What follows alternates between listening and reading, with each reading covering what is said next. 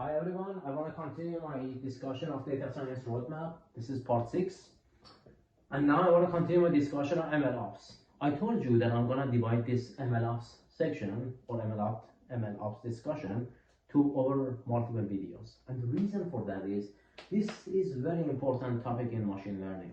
This is one of the hottest area of machine learning right now. MLOps is machine learning operation, putting machine learning codes in production efficiently and reliably to reduce the cost, to reduce the maintenance cost, to save time, to save computational resources.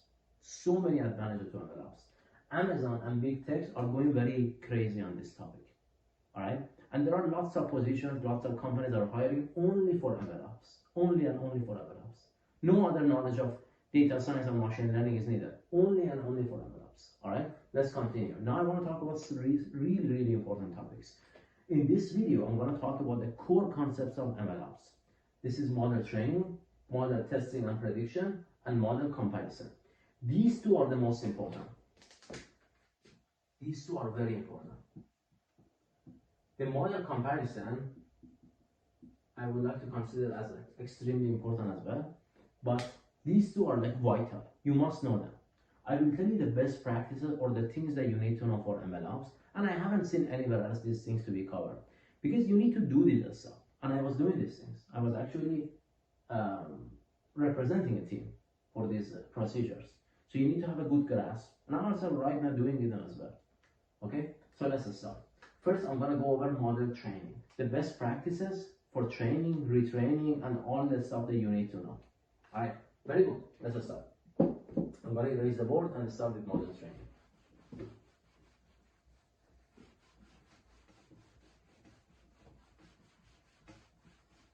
Perhaps we can leave the discussion of maybe model comparison to another video. We'll see how this goes.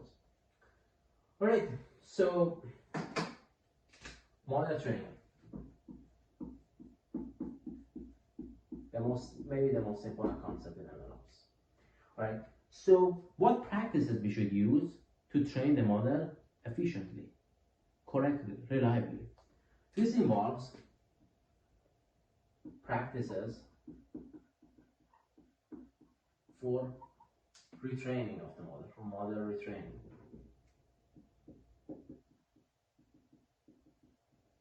This involves hyperparameter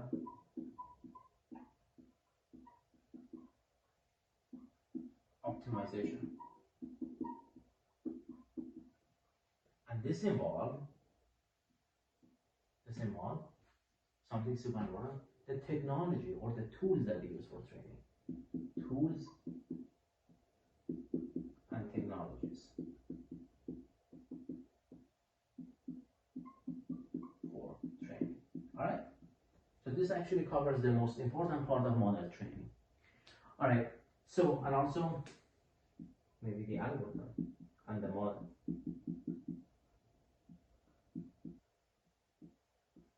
Algorithm and modeling choice. All right, so practices for model retraining. What do I mean by that? You train a model, for whatever reason, the training is stopped. You by mistake, you pause the training. Something happens to your computer, right? Something happens during the training process, that training stops or training fails. What do I have to do? What are the best practices? What I need to do is that create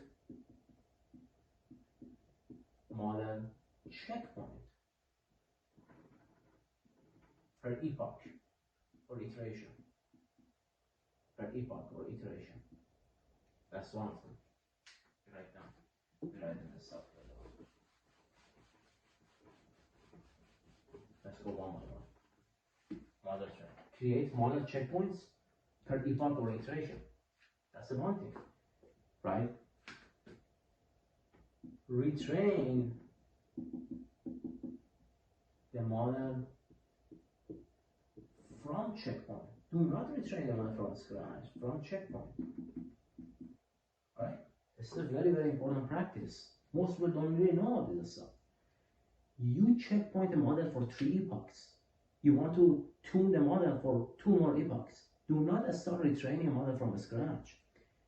You train a model for 5 epochs. You're happy with that. You receive a new data. What do? You want to retrain a model. That's for right now for large language models or the excuse the practice of generative AI. These concepts have become very popular. We need to learn how to retrain the model from checkpoint. We have some checkpoints. We receive new data. We retrain the model from that checkpoint. Extremely important concept. So that's the second bullet point. Logging model parameters. So that includes checkpoints. This can be included loss, learning rate, I don't know, batch propagation parameters, embeddings. How do we do that? What technique do we use for that? TensorFlow, MLflow, right? So what do we do for this? We use TensorFlow or MLflow, all right, to log our model hyperparameters. Make sure that our model is supporting these concepts and these parameters can go forever. There are lots of epoch, number which epoch we are in, dropout, what dropout did I use, number of layers, number of hidden layers, number of neurons did I use per layer. All of them should be part of the logging the model. All right, now this is good. We know what to do while we are training. Now, what is hyperparameter? One of the important things that you need to know about machine learning is tuning the hyperparameter. So the practice of hyperparameter optimization. Hyperparameter optimization. All right. What do I mean by that? I mean that you start changing the hyperparameters and then you calculate the loss. And then you see what set of hyperparameters are giving you the best loss. And that's going to be the best hyperparameter that you should use to retrain the model again. Okay? So what do we use here? What are the best practices? Again, MLOps is all about defining the best practices. I suggest you can use pretty much grid search if you like. Okay, so here I have to write a little bit more. I'm going to write some of them here and some of them actually at the top because I want to be very comprehensive. So here we're going to use, I'm going to divide it to classical perhaps ML, or let's just write the whole practice, the whole stuff. Maybe we can create a longer video later. So we can have a grid search. I'm going to write here the rest of them.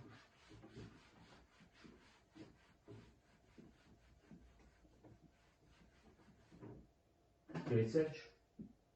We can do random search. I don't like either of them. They are easy to implement. Scikit-learn has a support, a scalar. I don't like them. These are what I like. We can use up to now or hyperopt. Try this to package. You'll see, especially up to now. The best package. The best package. Try it. Okay? That's for hyperparameter optimization or tuning. So this is going to be model training. These are the best practices for model training in a nutshell. There are more, but this is the summary of the stuff that you need to know. All right. Now, let me tell you a little bit more about this. Let me tell you a little bit more about that. How you should structure your code to look like this, or how I would do that. That's one way. Template. You can perhaps you might have a better design than what I have, but that's one way of doing it. You can use it as a template. You can either use a class model, or you can write it. Let's write it as a function. Def train, and then you pass the data. You can call it def fit, whatever you like. Then you can have def retrain. a data to it. You can have def, optimize, let's say hyperparameter. Any name you like. Hyperparameter. You pass a data to it. And then you can also say def logging. And then you pass a data. And model as well, perhaps. Alright? So that's how I would structure this. This is how I would structure the phase. So that's for the model training. I had a section for the algorithm and the model for the model training, and by that I mean the algorithm or model. By that I mean be aware of different constraints or restrictions that each model or algorithm has for you. Deep learning and neural network requires you to use GPU, right? More classical models, perhaps they can be tested, trained on CPU as well. Now, deep learning and neural networks, they have higher number of parameters, much larger number of parameters. So perhaps you have to be a little aware of that when you're putting a model in production. Based on the data set you have, based on the requirements that you have for your business, maybe they are not going to be suitable for your case, right? That's what I have for a choice of model or algorithm. That's a separate little topic. So I wrote it down for you just to be aware of that. This is also part of the MLOps operation, but it's less discussed. MLOps is more toward the operation side. All right, this is more toward the research side or development side of that. All right, so now that we have this about the model training, we discussed about the model retraining. Something that I want to talk about that is very important is the tools that we need to use. The tools is very important. Tools and technology. Alright, guys, I discussed that in case of modeling or algorithm, but something for you guys to remember. Usually, training is done on GPU, graphical processing unit, right? Usually training is done on GPU for a fast and efficient processing of data. All right. The language that we use is Python. The language is used is Python. The packages that are used are PyTorch, TensorFlow, or a scalar. Alright, very important. I didn't write Keras deliberately. Keras is for development environment. I know Keras is integrated with TensorFlow, but it still would be better if you use the native TensorFlow or my favorite PyTorch. Those are heavily tested, has a good performance in practice, and also they're quite fast, and they have an efficient processing of the memory. Now, scikit-learn is for more classical machine learning model, random forest, gradient boost, linear regression, logistic regression, anything you like. Scikit-learn has a support for that. All right, training is done on GPU. I mentioned that, and the language is Python. For productionizing MLOps, when you hear machine learning, perhaps Python should be your number one choice. R is more for a classical statistical concept. All right, so that was the kind of a long explanation of the best practices for training. Let's go ahead and switch to the testing, and I tell you a little bit about the testing, which there are some subtle differences that you should be aware of that. Testing is easier in machine learning, but I want to tell you some of the stuff that maybe most people don't really know about them, and you get them by experience or by working in the market. So, testing / prediction. What are the best practices? What concept we have to be dealing here? All right.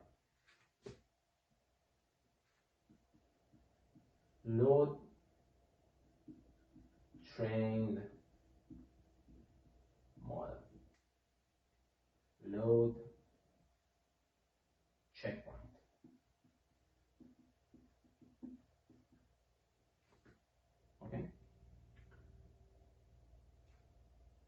load train model, load checkpoint, and now we get to the tools. This is very important. I want to stress on this. Tools and technology, or I call it tools and precision. Okay, let's talk about this here. Load the train model. We are done with the training. We save the train model somewhere. We have to be able to load it. In prediction, we are not doing retraining. Training is done. So we are going to be able to load the train model. You have to load the checkpoint. We train the model for 5 epochs, 6 epochs, 10 epochs, 10 iterations. Now, model is trained. Once we load the train model, we have to put that checkpoint back into the model. Okay? So that's going to be the load the checkpoint. Very important. And now tools and precision. But you see, the thing is that the language that is Python. Right? However, when you do the training, it's best to do training on GPU. When you do the testing and prediction, it's best to use PySpark for distributed processing. Right? It's better to use PySpark for distributed or parallel processing. It's very important for you guys to understand this concept truly, because when you are doing the training, usually you concat all the data together and you develop one model. When you do the testing, you want to do prediction per, product, or per, let's say, time series, per item. So you can either go Python by writing a for loop and then go product by product. That takes maybe 4 hours, 5 hours, depends on the data set. Or you can go to PySpark and then do them all parallel with each other. And that might take you 10 minutes. All right? Which means to reduce the cost or to save the cost, we use what we call testing on the CPU or prediction on CPU. All right? We train on GPU, we test on CPU. And that's very, very, very important concept. All right? That's the testing or prediction phase, the best practices. Now, if you want to implement that, like always, I have some template for you. You don't have to use this one. It's gonna be like this. Def predict. Of course, the actual prediction phase. Data. And absolutely model. Or you can put the model inside the function, which is bad practice. Def load from checkpoint.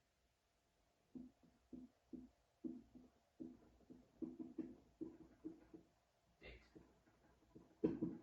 Def is function def. Load model. And date. Alright? Great. So these are the 3 functions that you can write. You can put inside a class. But you can create a class, call it, for example, test. Not a class test, perhaps you can call it class model, neural network model, whatever you think you like, and then put a training and testing both under that. And then you can call them using different functions. All right. As of now, we are done with the most important part of the MLOps, but I want to tell you the bonus as a model comparison, which is very, very important, model comparison. Most people don't use that, and they are really their models really suffer in practice. So what is model comparison? Model comparison. So model comparison is a process of comparing multiple models and score them. I have a section for scoring of the models. I'm going to briefly touch about that here. Right, and the techniques I use. So comparing various models in production to see which one is better. You train multiple models, you test them, but then as an efficient way of productionizing, you have to see which one is better. Is this model better than before? So there are videos I have about the dashboarding and stuff. You can look at them, compare the metrics. But here for model comparison, we are going to compare the machine learning models without even looking at the metrics for now. Here we're going to use a technique like AIC, Akaike Information Criterion, BIC, Bayesian Information Criterion. This is a little bit different from the model evaluation. This also we use for the unsupervised learning model as well, right? Then we can use widely archaic information criterion, widely Bayesian information criterion. These are for Bayesian concepts. Then we can use our famous MAPE, MSC, MAE, precision, recall, accuracy, and I also put the visualization. This is a step that is coming after you make a prediction. You have some models in the past, you create a new model, and then you want to compare them. And then automatically see which model should be pushed to production. These are the techniques you use. These are mainly the techniques that we use if we have the unsupervised or no label. It's gonna be very, very useful to actually notice techniques. There are more stuff actually. There's an RS score as well. There is a AICC, the corrected archaic information criterion. There is a cross validation we use, but these are the dominant techniques that we use. Alright, so this model comparison, I'm going to revisit that in terms of model scoring as well, which is going to be perhaps next video. At some point, I'm going to talk about explainability of the model as well. Interesting concept, new concept is getting very popular in MLOps. You have to visit that. For now, I'm going to end this video here. If you have any question or concern, leave a comment. I do my best to answer your questions. Like always, if you like this video, please like and subscribe and share it with your friends. I see you all in the next video.